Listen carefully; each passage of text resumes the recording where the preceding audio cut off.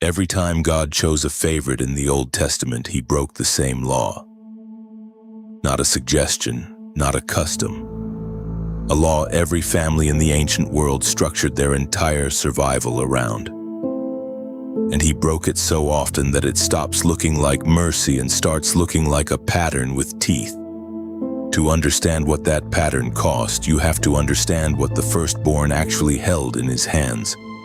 In the world of the ancient Near East, the Bekorah, the birthright, was not sentimental. It was architecture. The firstborn son received a double portion of his father's inheritance, sometimes twice what any other son would receive, because he was expected to absorb the responsibility of the entire household when the father died. He inherited authority over his brothers. He inherited the position of priest of the family altar. He inherited the negotiations with other clans, the debts, the alliances, the defense of the family name. This was not a title. It was the entire skeleton that held a household together after the man who built it was gone.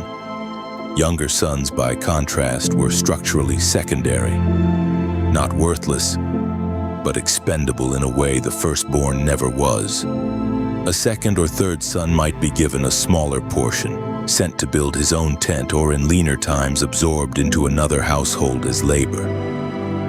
The birth order was not a preference.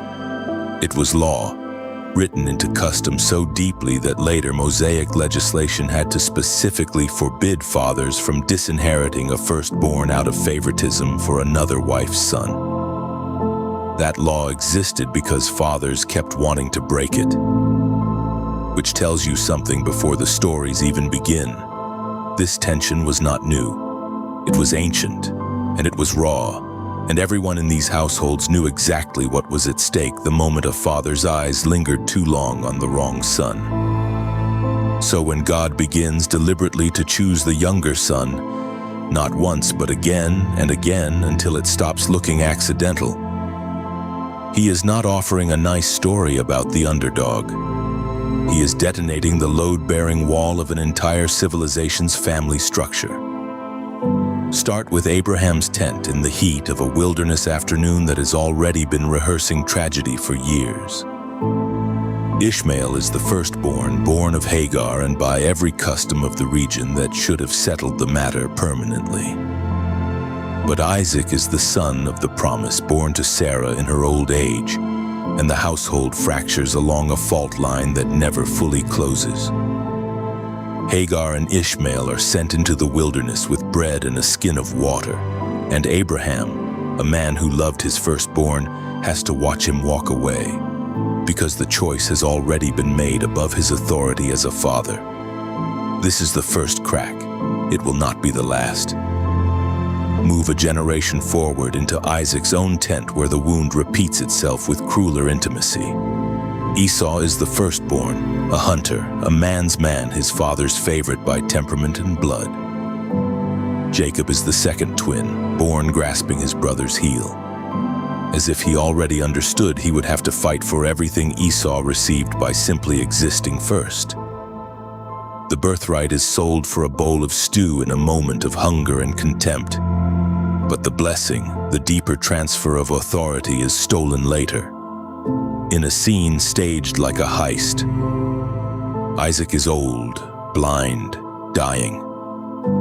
Rebekah dresses Jacob in Esau's clothes, covers his arms in goat skin to mimic his brother's hair, and sends him in to deceive his own father on his deathbed. Isaac's hands move over Jacob's arms, uncertain, suspicious.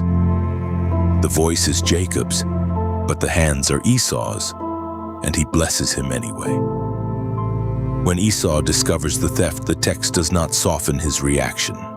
He weeps, then rages, then vows to kill his brother. Jacob runs for his life.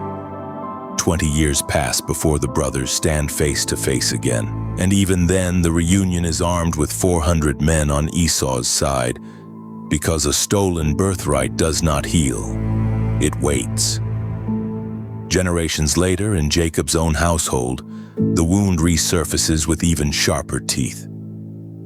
Joseph is the 11th son, but the firstborn of Rachel, the wife Jacob actually loved, and Jacob dresses him in a coat that announces the favoritism louder than any words could.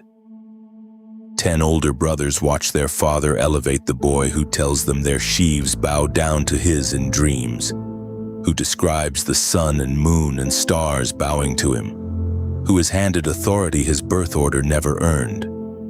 The resentment does not stay quiet. It becomes a conspiracy in a field far from their father's eyes. Brothers standing over a pit, debating whether to kill him outright or simply let the wilderness do it for them before settling on selling him to traders for silver. Joseph disappears into Egypt, believing for years that his own blood had erased him from the family on purpose.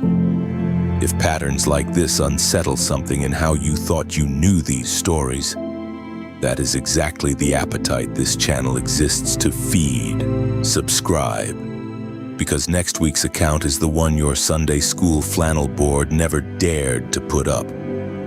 But nothing exposes the pattern as nakedly as what happens in Bethlehem, in the house of a man named Jesse. The prophet Samuel arrives under God's direct instruction carrying a horn of oil. And Jesse, in believing he understands exactly how this will unfold, parades his sons before the prophet in the order every culture in that world would consider self-evident. The oldest first, Eliab tall, commanding every inch what a king should look like. Samuel almost anoints him on sight, and God stops him cold. Do not look on his appearance, for the Lord sees not as man sees. One by one, 7 sons pass in front of the prophet. 7 times the answer is no. And here is the detail almost no one sits with long enough. Jesse does not even call the 8th son in from the field. David is out with the sheep, forgotten, uninvited to his own family's turning point, until Samuel asks the humiliating question out loud in front of everyone. Is that all of them?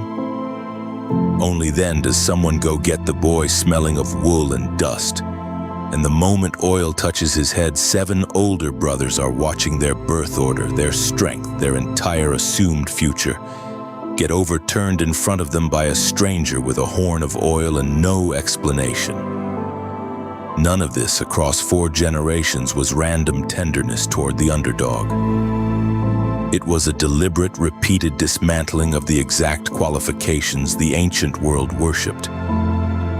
Birth order, physical strength, entitlement by blood. Eliab looked like a king. He was not chosen. What qualified David was not talent visible to Jesse or Samuel in that room. It was the years alone in the field, unseen, unfavored, forgotten by his own father's guest list, that had shaped something strength alone never could. And the text is honest enough to admit what this cost the others. Esau's rage never fully resolves into peace. Joseph's brothers carry guilt for decades.